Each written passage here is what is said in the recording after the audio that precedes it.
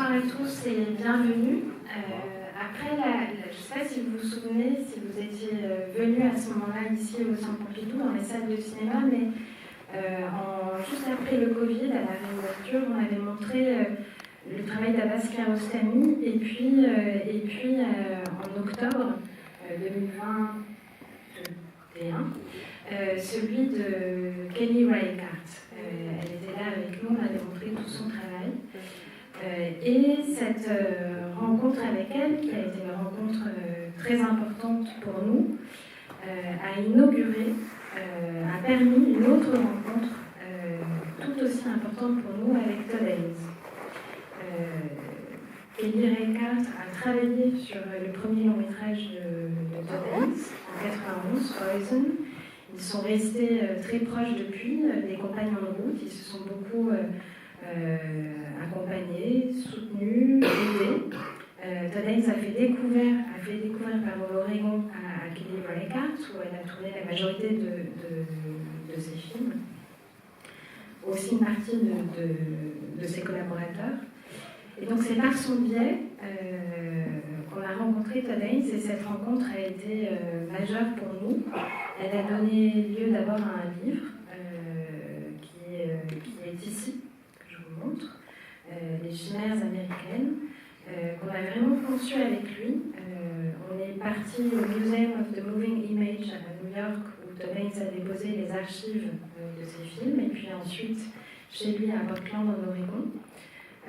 On a pu collecter dans ce livre une quantité de documents de travail fascinants, passionnants, sur tout le processus de travail de Todd, depuis son tout premier court-métrage en 1978 de Suicide, quand il était encore lycéen. Et beaucoup de choses sont de sa propre main, puisque Todd Haynes dessine et peint depuis toujours. Donc, si vous avez ce livre, ou si vous l'achetez, vous découvrirez à quel point ces films sont accompagnés de tout un tas d'esquisses, de notes, de toute forme de préparation, d'inspiration. Et puis on a fait de longs entretiens sur toute sa carrière.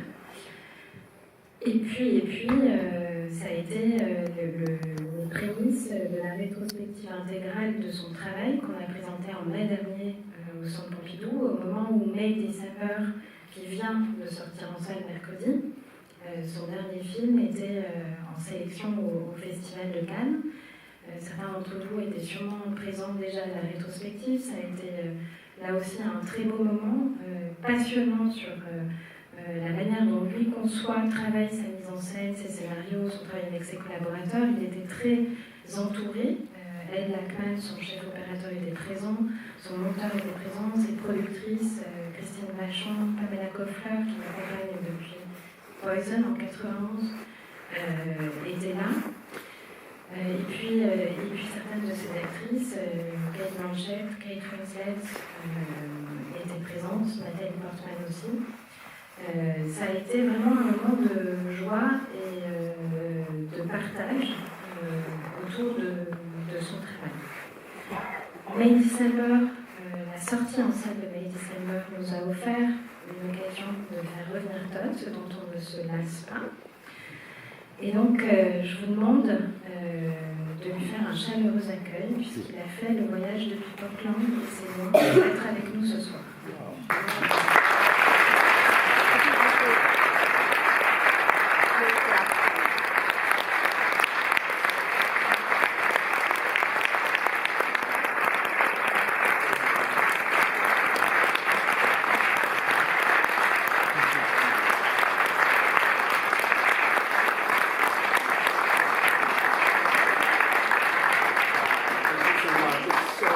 So much to me to be back here with these people.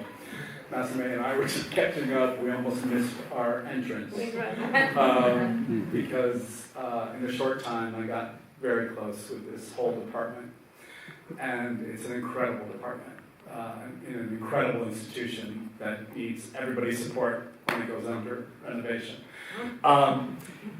Tonight we're doing something that was part of the retrospective in May, but it was some short films of mine, two of which were shown in the museum part of the Pompidou.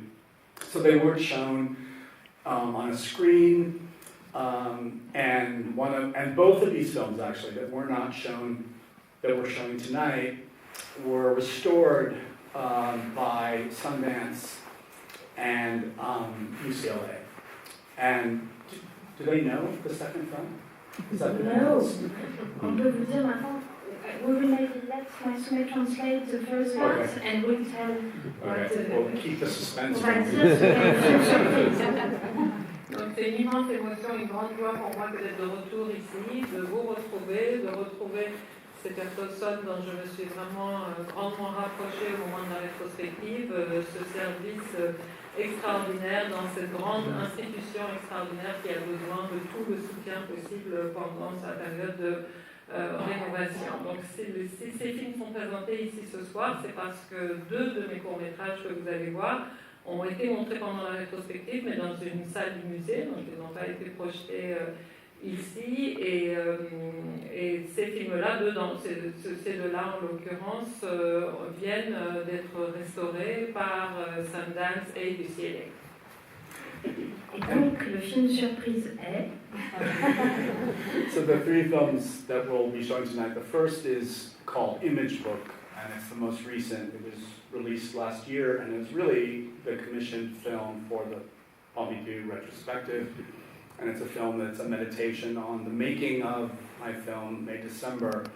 But I consider it my only French production.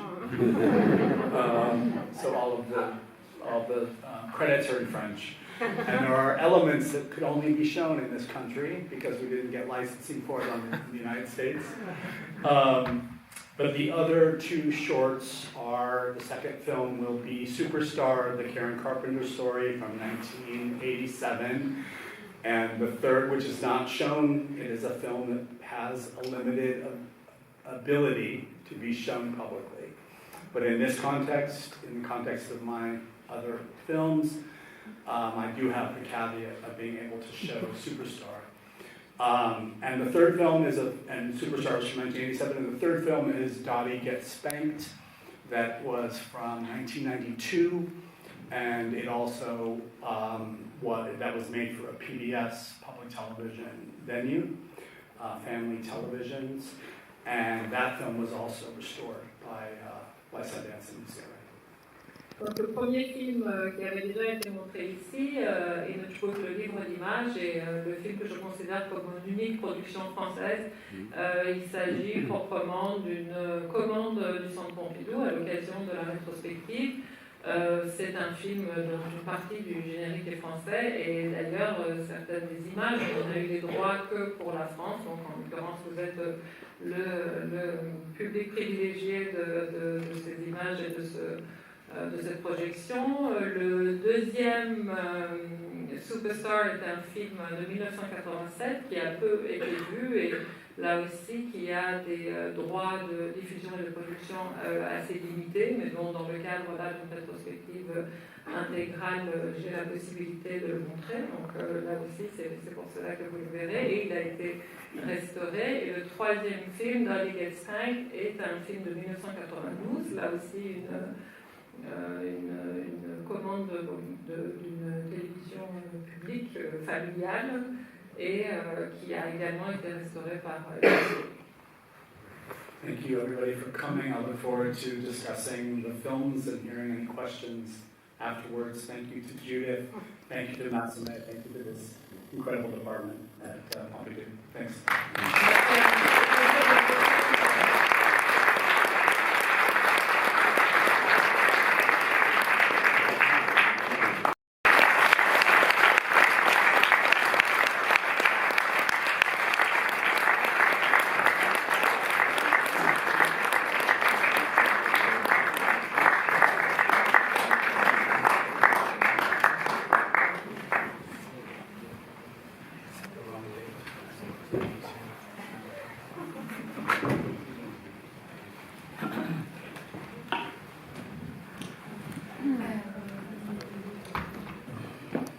Alors j'ai assez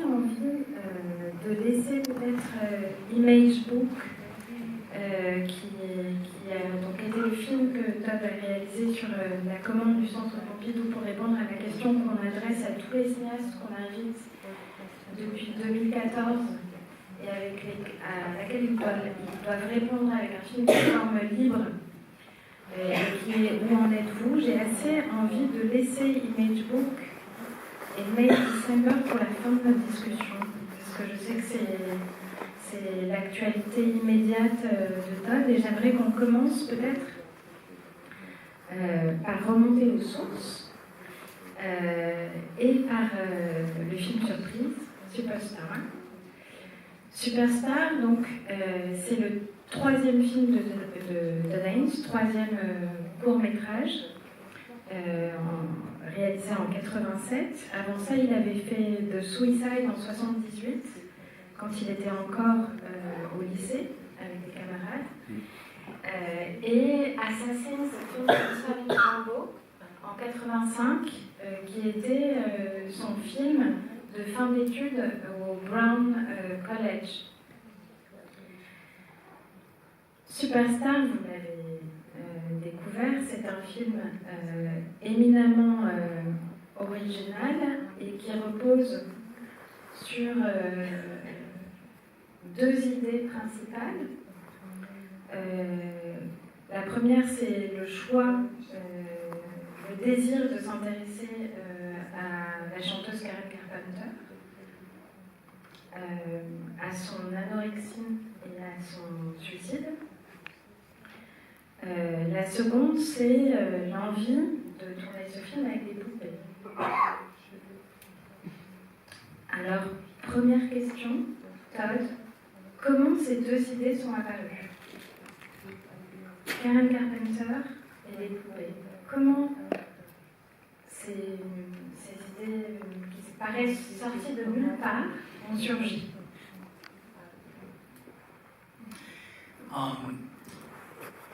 Superstar was the first film I made after moving to New York after college.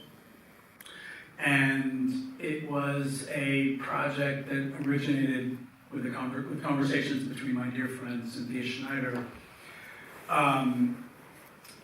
as a kind of experiment in narrative form. And I had studied narrative theory and film theory at Brown. Cynthia didn't really study those things at Brown. She became a lawyer for the public sector.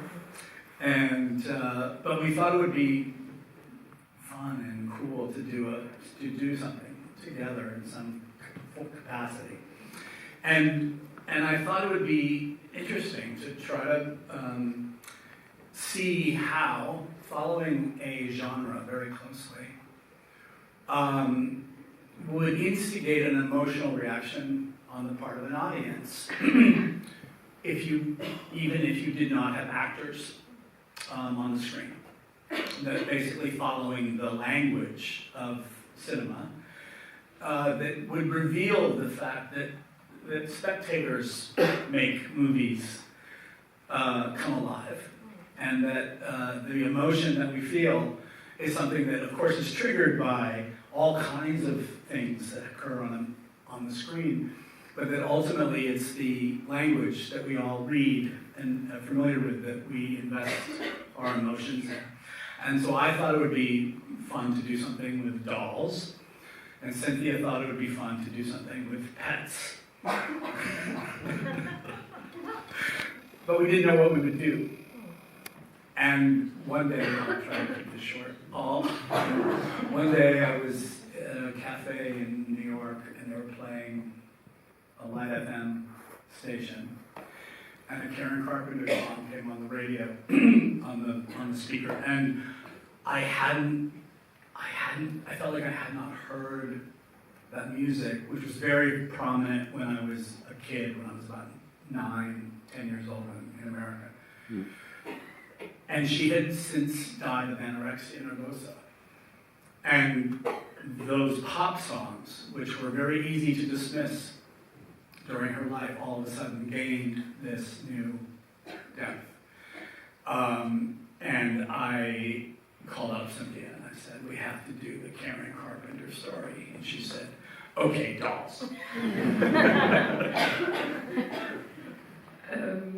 Il se trouve que ce poster est le premier film que j'ai tourné après avoir déménagé à New York. Après la fac, je suis arrivée à New York et ça a été à l'issue de conversations très riches avec mon amie Cynthia Schneider que est venue à émerger l'idée de ce film. En fait, on avait surtout l'idée de faire une sorte de jeu, une sorte d'expérience sur les processus narratifs, sur le récit. La question du récit cinématographique est quelque chose qui avait fait l'objet de cours théoriques que moi-même j'avais suivis à Brown. Cynthia, pour sa part, n'avait pas du tout suivi ces cours-là. Elle était juriste de formation et donc elle est devenue avocate dans le secteur public, mais néanmoins avocate.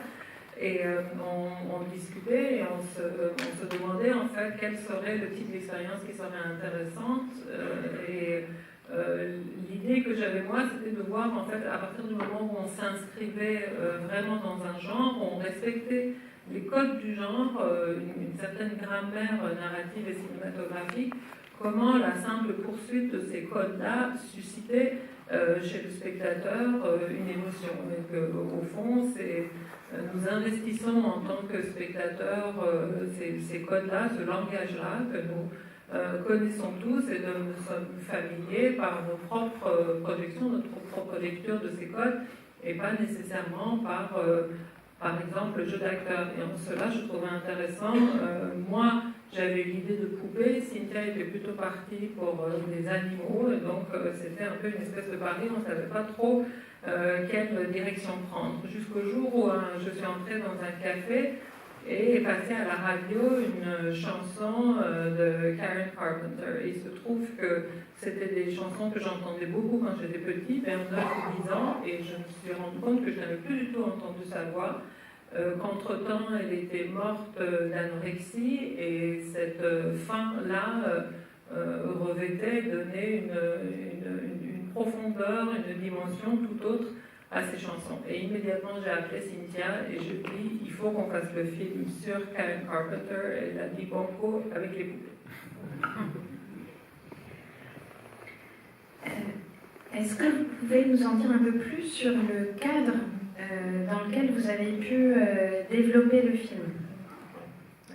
Une fois l'idée, ces deux idées décidées entre vous et Cynthia, où est-ce que tout ça s'est développé? Dans quel cadre? Et comment vous avez réalisé le film?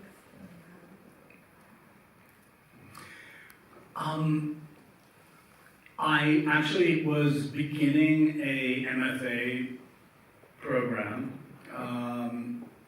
I assumed that I wanted to make films in my future, but I assumed that my filmmaking would be more experimental in nature, and that I would end up teaching in colleges like many wonderful filmmakers have done to maintain their independence.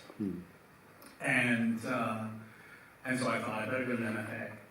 So I started this program at Bard College, where Kelly Reichert has been teaching for many years now. It was a 3-summer program to get an MFA, and it attracted a lot of people who were in academics and were getting a second degree. And I brought the script with me, and I thought I would be shooting it during the summer, but basically I spent the entire summer constructing all of the miniature elements, the props, the sets, I didn't make the costumes. They were either borrowed from women who were in the program who had Barbie clothes collections from the 70s, or they were constructed by my then partner Bob's mother, who sewed and made some famous costumes from the covers of Karen Carpenter's records. But, you know, the whole process was just an incredibly pleasurable one that is almost hard to compare with anything I've done since, because it was ultimately 4 of us, me, Cynthia, Bob, and Barry Ellsworth, my friend from college. We shot the whole thing at the end of the summer in, I don't know, 2 weeks. And we had recorded all the voices with friends who we were in college with, who were actors. So we have the audio tapes, and they were manipulated like puppets, not animated, with little sticks and strings, and we were underneath sets moving them around. But it was a truly collaborative, incredibly pleasurable experience. We were getting stoned a lot. C'était en fait dans un cursus universitaire, puisque j'étais persuadée que moi aussi, comme beaucoup d'autres confrères et consoeurs cinéastes, pour garder mon indépendance, je devais me destiner sans doute à mon indépendance de cinéaste à l'enseignement universitaire. Et donc, je suis allée m'inscrire à Bard, là où encore aujourd'hui enseigne notamment Kelly Reichardt, et je me suis inscrite pour ce cursus en pensant que c'était le chemin que je suivrais aussi, et c'était un cursus qui se faisait en plusieurs étés, sur 3 années, et donc j'ai embarqué ce projet comme une partie de ce cursus, et je suis venue avec le scénario, mais aussi avec tous les éléments, les décors, tout ce qu'il me fallait pour construire en réalité le décor et le contexte de ce film, hormis les costumes qui soit m'étaient prêtés par des camarades de l'université, filles qui avaient elles-mêmes une collection de Barbie et des costumes, soit la mère de mon compagnon de l'époque, Bob, qui a reproduit les costumes des couvertures de disques de Karen en miniature pour qu'on puisse le faire. Et ça a été une expérience unique. Je pense que je n'ai rien fait d'autre qui ressemble à ça, et ça a été un souvenir délicieux que de monter ça ensemble. En fait, on avait enregistré tout l'audio, là aussi avec plusieurs camarades, on avait joué tous les rôles, enregistré toutes les voix.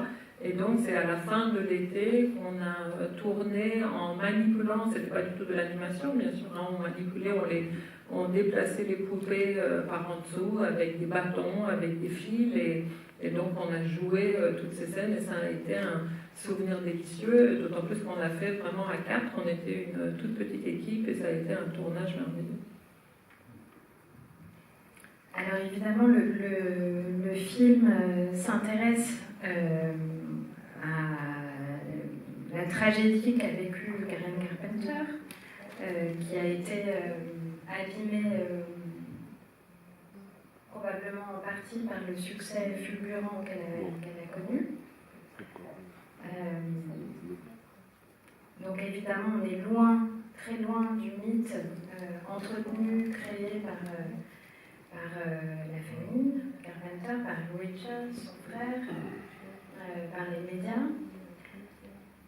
Qu'est-ce qui s'est passé avec ce film? Est-ce que vous pouvez nous raconter pourquoi aujourd'hui encore on n'a pas le droit de le montrer, et que même ici, en cas de rétrospective, on ne peut pas en annoncer le titre?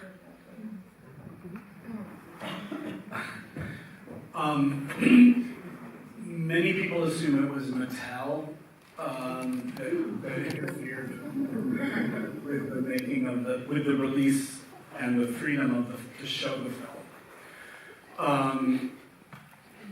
Greta Gerwig recently refers to Superstar as the real Barbie movie. very, very sweetly, I will add. But it was actually the music rights. It was a very historic and typical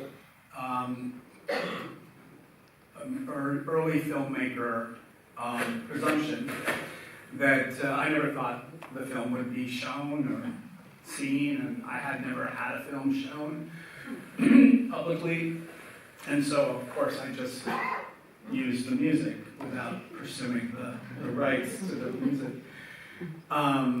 The real remarkable thing about Superstar is that real critics watched it in New York, and responded to the film with great attention, and and singled the film out in a way that I think altered the course of my career as a filmmaker. Because all of a sudden this film, once it was reviewed by Jay Hoberman in the Village Voice in 1987 and given the main spot in the weekly newspaper, all of a sudden every contemporary art center and museum in the United States wanted to show the movie. And all of a sudden they were interested in my work. And that kind of attention by critics on my work, I think, has helped frame the films I've made ever since, and really helped create and enable my career. Beaucoup croient que c'est Madeleine qui s'est interposée, mais franchement non. D'ailleurs, je dois dire à ce propos que de façon très, très gentille et très généreuse de sa part, Greta Gerwig a dit souvent que le vrai film sur Barbie, c'est Superstar, mais Barbie n'a rien à voir avec tout ça, ce sont les droits musicaux. J'ai fait une erreur typique de débutant, de cinéaste débutant, en ne me posant pas du tout cette question de droit, puisque je ne pensais même pas que mon film serait vu. Jamais aucun de mes films n'était vu, et donc ce film-là, je l'ai fait sans me poser cette question-là, et en utilisant tout ce que je voulais comme musique, et peut-être que mon film n'était même pas censé être vu à ce point-là, sauf que ce sont des critiques qui très rapidement ont vu le film à New York, et une fois que Hoberman a consacré un article de Village Voice, une page entière à ce film, évidemment, ça a été une espèce de caisse de résonance. Tous les grands centres d'art, des lieux d'art essai ont voulu avoir mon film, il a été vu, apprécié, et ça a complètement modifié le cours de ma carrière de cinéaste. Je peux dire que dès ce film-là, et après par la suite aussi, ce sont vraiment des critiques qui ont en quelque sorte encadré la direction qu'a pris ma carrière dans les films que j'ai faits. Mais le film est toujours interdit. It is because Richard Carpenter still controls the music rights. And so, yes, it is still subject to those restrictions. Yeah. Oui, il y a toujours les mêmes restrictions, puisque c'est toujours Richard Carpenter qui contrôle les droits musicaux. On peut peut-être se déplacer un petit peu plus tard dans le temps et arriver à Dottie. Dottie gets spanked, donc Dottie reçoit une fessée, en français. 93. C'est un film que vous avez fait après votre premier long métrage, après Poison. C'est un film pour la télévision. Il est très lié à travers l'histoire de Stephen Gale, ce petit garçon de 7 ans qui est fasciné, obsédé par deux choses. Dottie Frank, une star de show du petit écran, et puis obsédé, travaillé par le fait de recevoir une fessée. Ce petit garçon, il a beaucoup à voir avec votre histoire. Et dans vos premiers films, l'enfance et la première adolescence sont très présentes. Dans The Suicide, qui met en scène le suicide d'un très jeune teenager. Dans Poison, un des segments de Poison, où il y a aussi un jeune garçon qui commet un homicide. Et puis là, dans Dottie, comment vous êtes arrivé à cette idée de petit garçon obsédé par cette star? Comment vous êtes arrivé à mettre en scène quelque chose qui a à voir, je ne dis pas que c'est la même chose, mais qui a à voir avec votre histoire personnelle?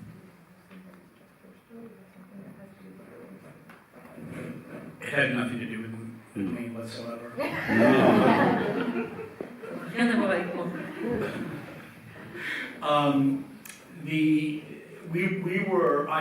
I had my script for Safe written after my first feature, Poison, and we were having a very difficult time getting the financing for Safe. It took 2 years to get for that film, and while going through that process, which was challenging, there was this invitation by what they called ITVS, the Independent Television Service, that was for public broadcasting on TV, and they invited independent filmmakers to do either a half an hour or an hour-long original film that they categorized as TV families. So themes that engage both television and the family. And I had been home visiting my parents and looked through boxes of my childhood drawings. And they were, of course I remembered this, but they were obsessed with female iconography from TV, movies, fairy tales. And I would draw repeatedly pictures of all of these famous female subjects, some of whom were real and some of whom were fictional. Mary Poppins, Lucille Ball, and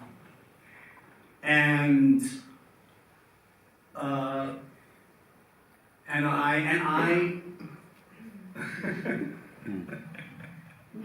that's it. When I was obsessed with Lucy.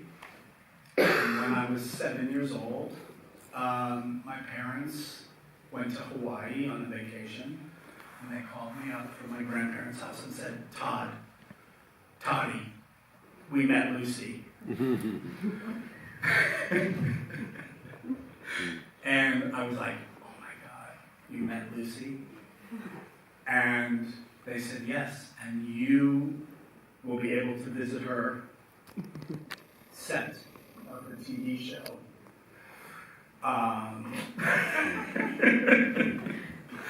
This was the last series of Lucille Ball called Here's Lucy in 1968.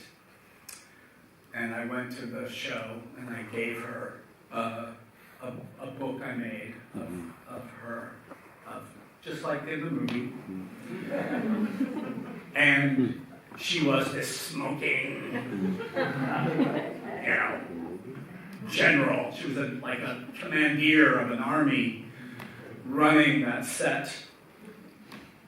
But she was also playing this infantile female character that she had made famous as Lucille Ball, as Lucy McGillicuddy and the various Lucys.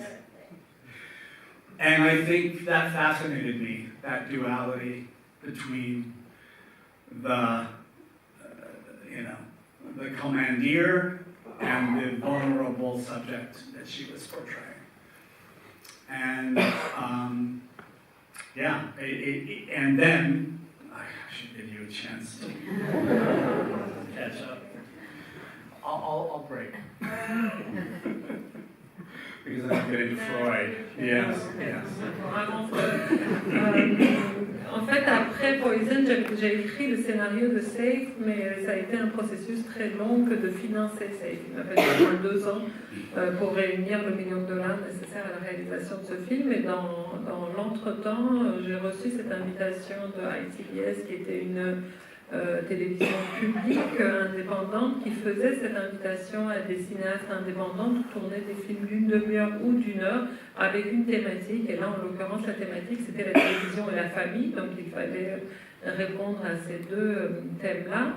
Et il se trouve que peu avant, j'avais rendu visite à la maison familiale. J'étais allée voir mes parents et que j'avais replonger dans ces cartons de dessins. Je me souvenais bien sûr, mais j'ai retrouvé ces innombrables dessins que je faisais et la monomanie, l'obsession que j'avais de l'iconographie féminine, que ce soit la télévision, le cinéma, les contes de fées, c'était vraiment ce qui nourrissait mon imaginaire et tous ces dessins. Et Lucy Howard, en l'occurrence, Mary Poppins, c'était vraiment des femmes qui étaient là en permanence dans mon champ de vision et d'imaginaire. Et il se trouve que quand j'avais 7 ans, mes parents sont partis en vacances à Hawaï et un jour ils m'ont appelé et ils ont dit, tu sais pas quoi Todd, on a rencontré Lucy.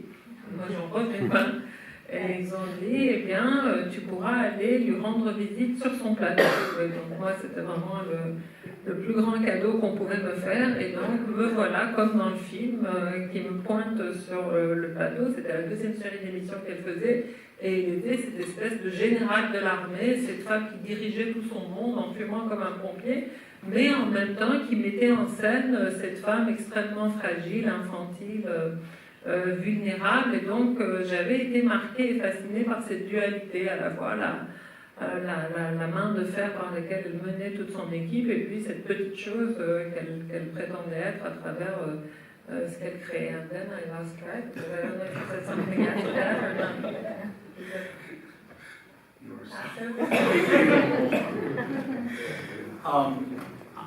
Only to add that the concept was coupled with a love I have for this article by Freud called "A Child is Being Beaten," which theorizes narratives about spanking, fantasies around spanking by female subjects of Freud's. And it really establishes this idea of female spectatorship in relation to this sort of sadomasochistic theater of the spanking ritual. And I found all of these very fascinating ways of extrapolating on the subject of this little boy and this very powerful female figure with these desires for and curiosity around spanking, which I will add, the little boy does not experience in his family. But has a desire for and a curiosity about.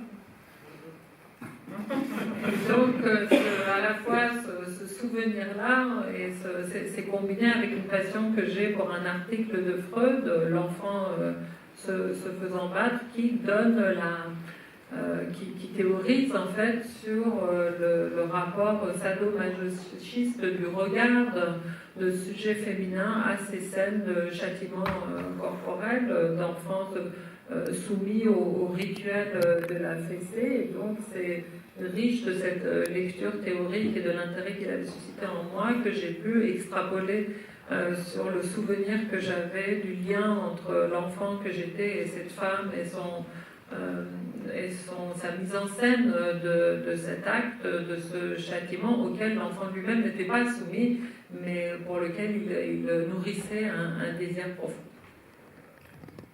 Et Todd, si ma mémoire est correcte, puisque je ne connais pas ces émissions, mais vous racontiez que dans les émissions de Lucille Ball,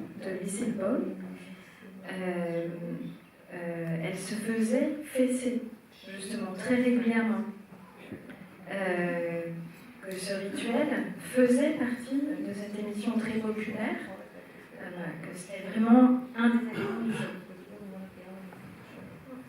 Yes, there'd often be the ending where Ricky Ricardo, the husband, and Idol Lucy would throw Lucy over his lap and he would spank her.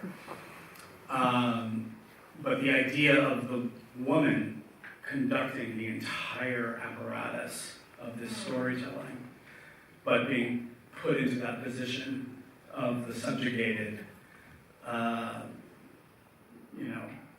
victim of that punishment was so fascinating to me as a kid. And I think little Stephen Gale is able to sort of navigate all of these inappropriate desires and feelings. And what you really see in the story of Dottie as a child, understanding the notion of shame, but being able to express those feelings at the same time, and then taking care of those feelings and burying them for a later time, when he would be more ready to engage with those feelings. Oui, et c'est en effet, elle souvent, c'est comme ça que se terminaient en fait les épisodes, c'est qu'elle se faisait renverser, culbuter et fessée par son mari. Mais pour moi, ce qui était fascinant, c'était cette dualité, c'est-à-dire qu'à la fois il y ait tout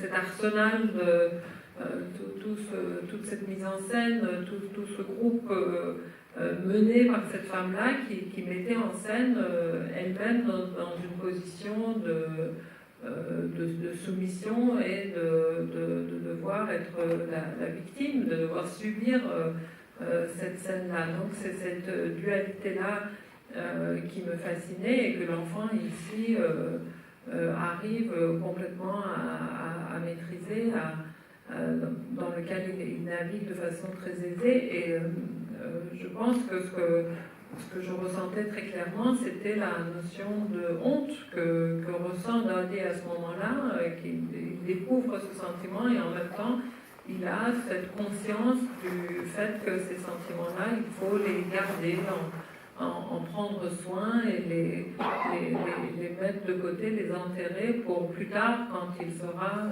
mûr et prêt pour vivre les émotions qu'il ressent déjà de façon confuse.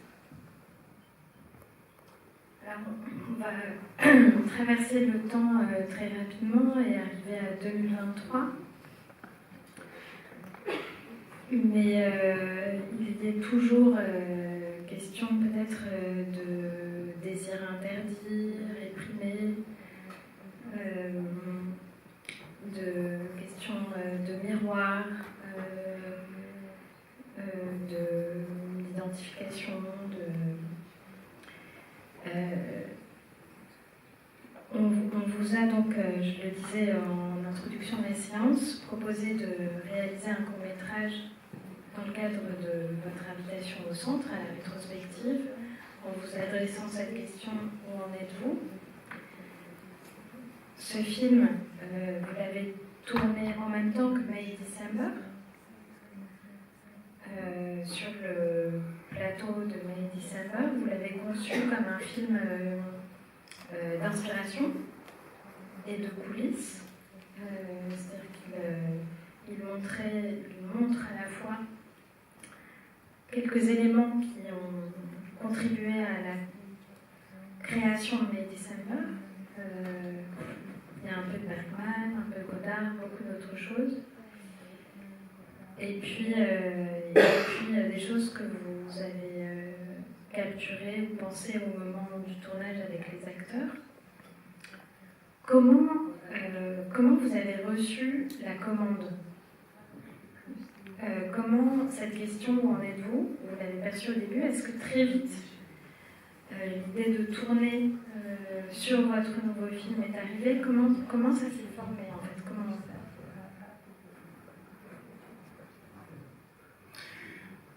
I think, Image Book is not necessarily a film that stands on its own. It feels like a film that is in conversation with another film, which is May December. Godard passed away while we were in pre-production on May December.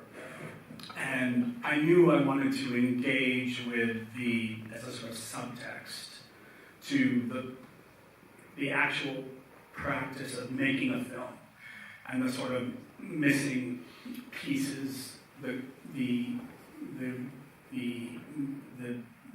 absences, the unseen moments, the products that inform what ultimately the narrative, the conscious narrative would be presenting to the audience is almost the unconscious part of the process. And the image book itself for my film became the sort of framework for organizing those ideas.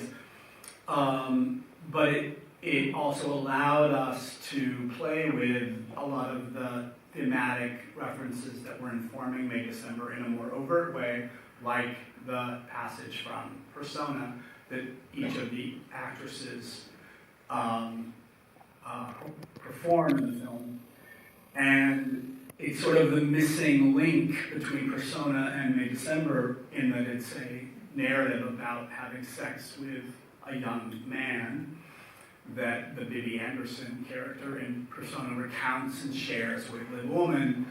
And so I thought it would be a great episode to reveal these two actresses enacting that sort of missing link between the two characters.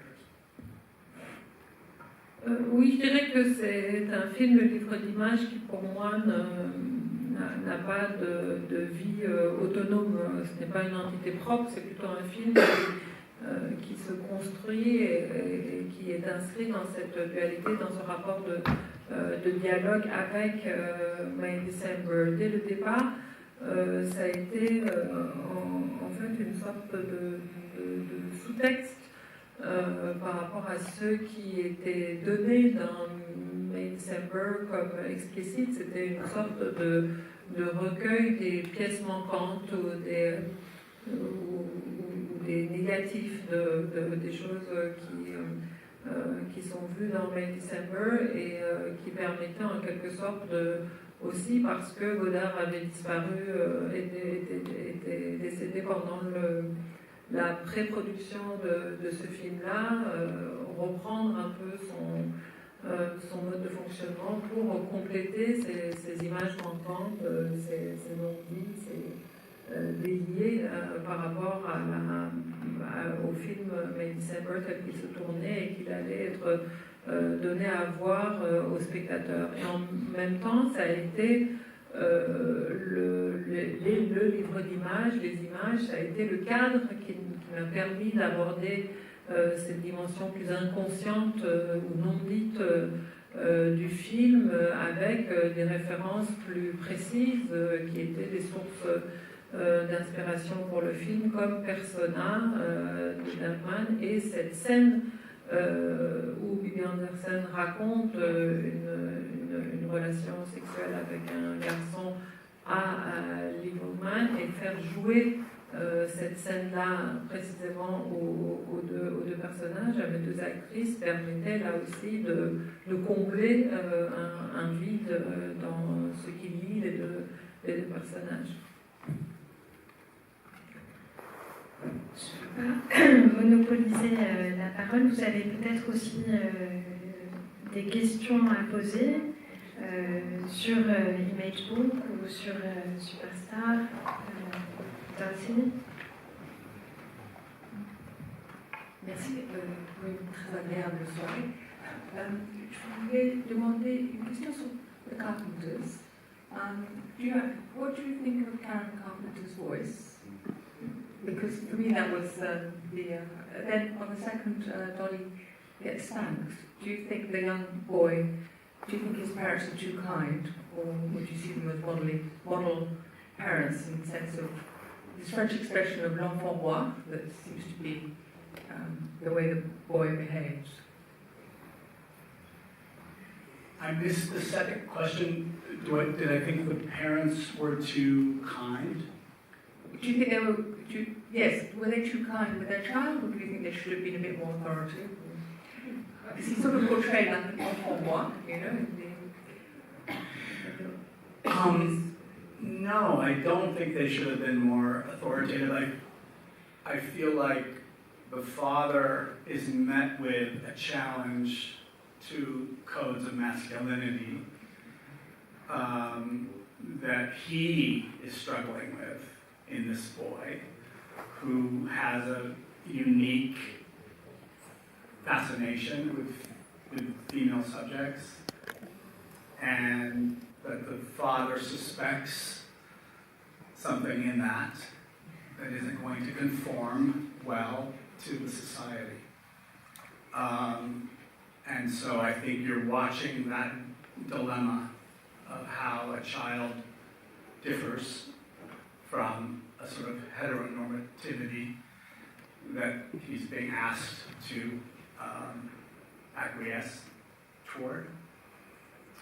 And in regard to Karen Carpenter's voice, I think it carries all of the indications of the depth and the pain that her image denied.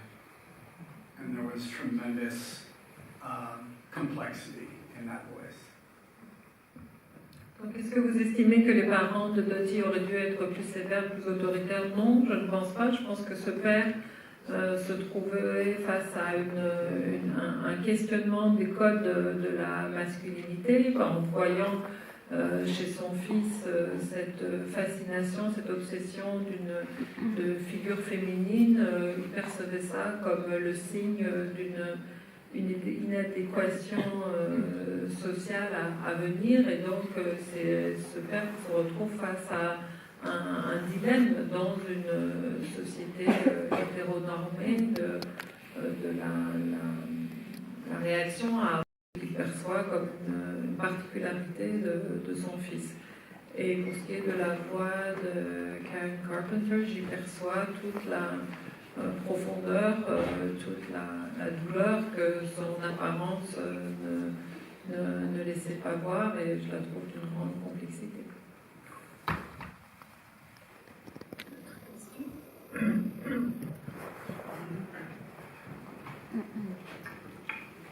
Bonjour.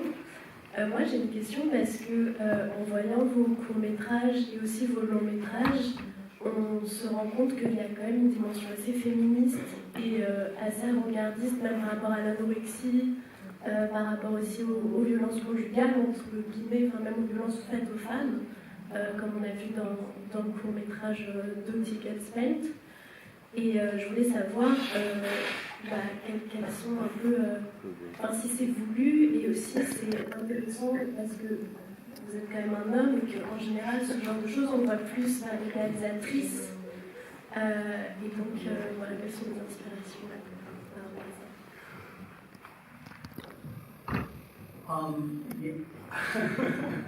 Thank you for the question. Yes, it's intentional. I think female subjects have always been of tremendous interest to me, because women have to navigate so many cross currents in our society, and even when we think we've won certain battles about female control over their own bodies and their own lives, we turn around and we're back to square one. And so these issues which we think we've learned from, sadly, I think we have a lot more to learn about. So they've always been an identification place for me as a director. Oui, c'est largement voulu, dans la mesure où tout sujet touchant aux femmes m'a toujours nourri, fasciné, intéressé, et me paraît inépuisable. Je pense que les femmes sont confrontées à de tels courants contraires, à de tels enjeux complexes, qu'aussitôt qu'on a l'impression qu'on a enfin gagné une des batailles quant aux luttes qui sont à mener pour qu'elles puissent disposer de leur corps, qu'elles puissent disposer de leur vie, aussitôt on se retourne et on est pris de plein fouet dans une autre injustice et un autre combat à mener. Donc pour moi c'est une source de grande identification également. Je fais juste une interpelle parce que en écho à cette question, toi, vous racontez beaucoup que vous avez grandi et que vous êtes développé avec le féminisme. Plus, qu'avec les mouvements de revendication gay, queer, que le féminisme a été vraiment le socle, votre fondation en fait. C'était très présent lors de vos études à l'université notamment, avec une relecture à ce moment-là très importante par le féminisme du cinéma notamment classique hollywoodien. Est-ce que vous pouvez un peu nous parler de ça en écho avec la question qui a été posée?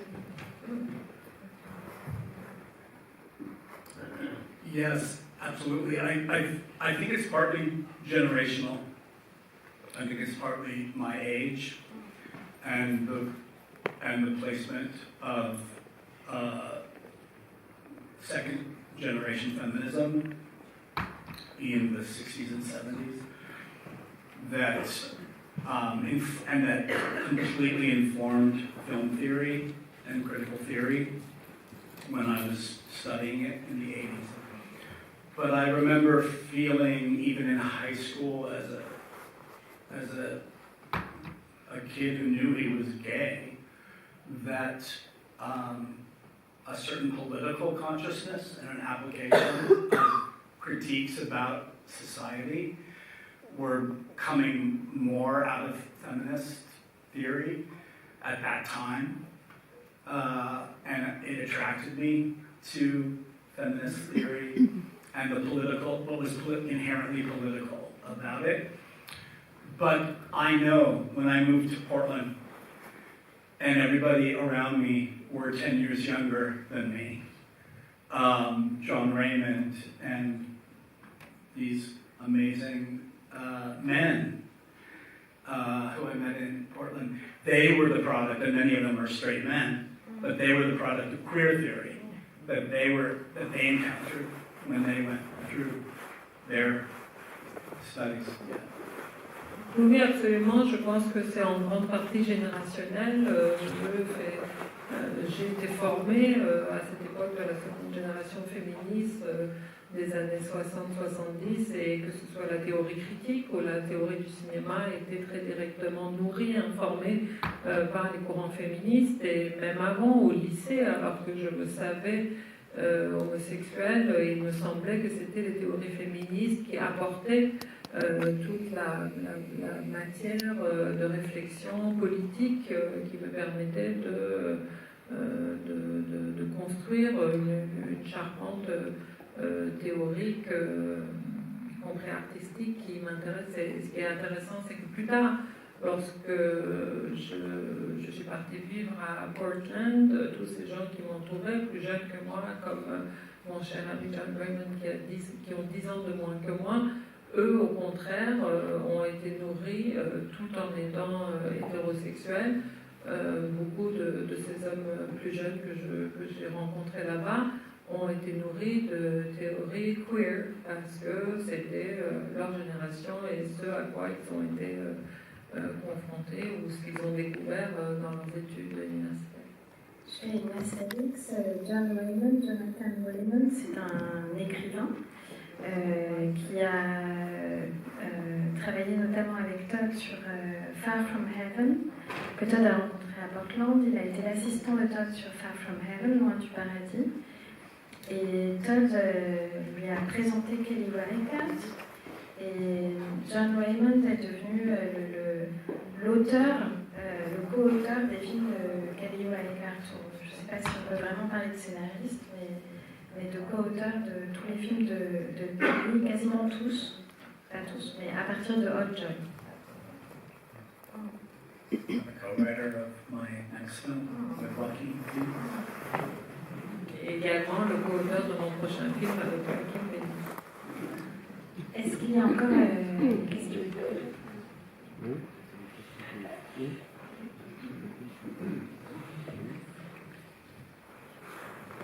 Bonsoir. It's just a quite little question about the credits on Dolly Gaspin. I see the name of Kali Ainous, and I would like to know the history about it. Karima News is an extraordinary filmmaker. He's Brazilian born, but he's pretty much lived most of his professional life in France or Berlin. And, but Karim was around in the 90s, the early 90s, and he was he was the assistant editor on my first feature film, Poison. And he worked on Dottie, which I forgot. But Karim has just been an incredible part of my early life as a filmmaker, and now we get to watch the incredible work of Karim Anous. La question c'est qu'est-ce que Karim Anous fait dans le générique de Dolly Gets Spanked, et en fait c'est un grand réalisateur d'origine brésilienne mais ayant vécu et travaillé la plupart de sa vie, de sa carrière en France et à Berlin. Et Karim a été une rencontre très importante pour moi dans mes jeunes années de cinéaste. Il était l'assistant monteur de mon premier long métrage, Poison. Je vous avoue que je ne me rappelle plus de travailler sur Dolly, mais en tout cas il était très important pour moi dans ces années-là, et depuis il est devenu le grand cinéaste dont on admire l'œuvre. Une autre question? Je suis fatigué, je crois que je vais partir. Bonsoir. Thanks for this short film.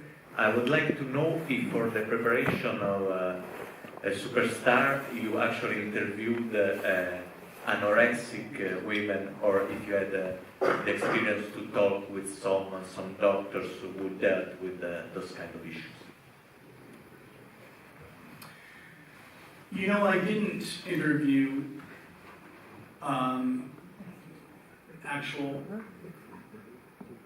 women who suffered from anorexia, but we did a lot of research into the sort of language, the scientific discourse that was available to women and men who suffer from anorexia. And that was more the target of the critique of that discourse in the documentary passages of the film.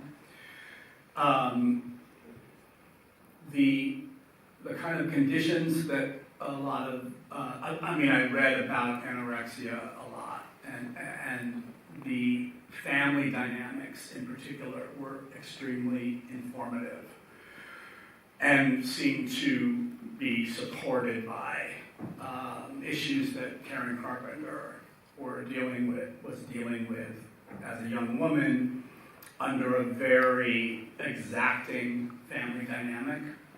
All of this, of course, was magnified by the strange phenomenon of her being a pop star under this crazy attention by the mass media and scrutiny about her body and her appearance that just made all of those issues that a lot of people struggle with at that age so much harder. Non, je n'ai pas interviewé des personnes, des hommes ou des femmes souffrant d'anorexie, mais j'ai beaucoup lu, nous avons beaucoup fait de recherches sur le sujet, puisque le propos dans toutes les parties documentaires audio du film, c'est aussi de remettre en question tout le discours scientifique sur l'anorexie, sur le discours qui est proposé en fait comme seul rempart à l'anorexie pour les patientes et les patients. Et ce discours-là, à travers les lectures que j'ai faites, porte beaucoup sur la question des dynamiques familiales. Et donc ça, c'était très précisément aussi les traits de la souffrance de Karen, tels qu'on pouvait les identifier. Elle était précisément prise dans ce type de dynamique familiale, mais c'était évidemment démultiplié par l'attention médiatique dont elle a fait l'objet du jour où elle est devenue une pop star, et cette pression exercée par les médias sur elle et sur sa vie et sur ses fragilités et sur toutes les questions relatives au corps auquel on peut être soumise à ces âges-là, elle, dans son cas, a été largement aggravée par son exposition. Une dernière question.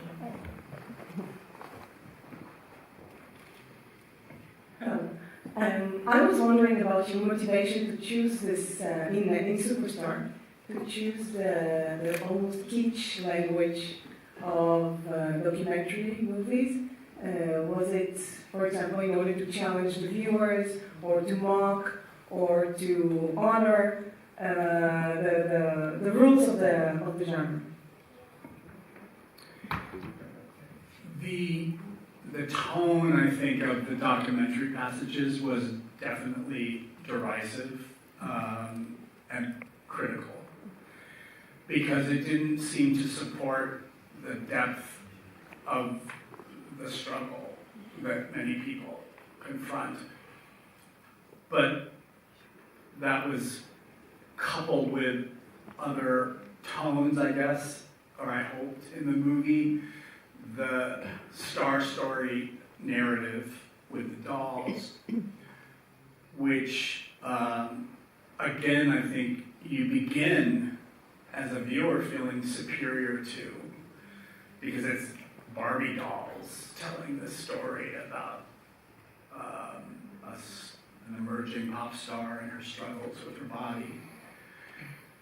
But what I found, what was ultimately the goal, was to take that story very seriously, and for the sort of guard to be dropped in the viewer, so you don't really expect to have the emotional connection that I hoped you would have to the story. And in a way, I found all of that to exist within the music itself.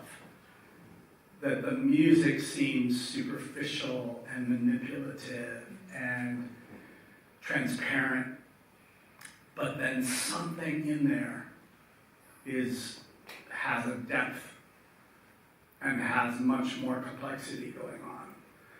And we really believed in Karen Carpenter when we made it, you know?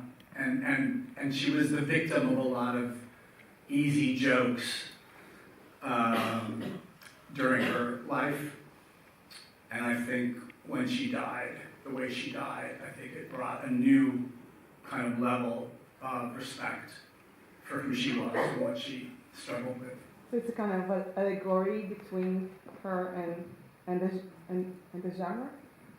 So, Yeah, okay. that I think we tried to find a tone and a mode of storytelling, you know, that mirrored things about music that existed on many different levels. Le ton de la partie documentaire est volontiers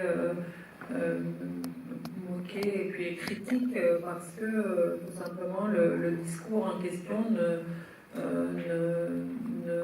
mesure pas ou ne donne pas vraiment, n'apporte pas de réponse à la profondeur de la souffrance et au sérieux de l'enjeu. Donc c'est en cela que ce ton-là est critiqué, mais il vient aussi en contrepoint d'autres aspects, par exemple tout le récit de la montée en puissance de cette star et la façon dont elle devient une star. Là aussi, c'est encore un autre ton qui est un peu décalé par rapport à la façon dont elle vivait, mais c'est aussi la posture que ça donne au spectateur. C'est-à-dire quand on raconte cette vie de star, le spectateur est d'emblée dans un rapport un peu supérieur et il est au fur et à mesure pris de court, en quelque sorte. Il est saisi par une émotion qu'il n'attendait pas. On espère qu'il perçoit une émotion qui n'est pas a priori attendue, étant donné le type d'histoire qui est racontée ou le fait que ce soit raconté avec des poupées ou sur ce ton-là. Et il nous semblait surtout que c'était la musique elle-même qui contenait déjà ce double aspect, cette dimension qui peut paraître un peu facile, manipulative, superficielle, manipulatrice et superficielle de ces chansons, de cette musique, fait qu'on ne s'attend pas à quelque chose de beaucoup plus profond, de beaucoup plus grave, qui apparaît aussi et qui surprend. Cette dualité était déjà présente dans la musique et on avait ça tout à fait à l'esprit en construisant ce film qui n'avait l'air de rien avec des poupées. Et en réalité, pendant tout le processus, on croyait vraiment en Karen Carpenter, c'est-à-dire que quand elle était vivante et quand elle était jeune, elle était souvent l'objet de moqueries, de blagues faciles, et une fois qu'elle est morte, et la façon dont elle est morte a donné soudain une autre lecture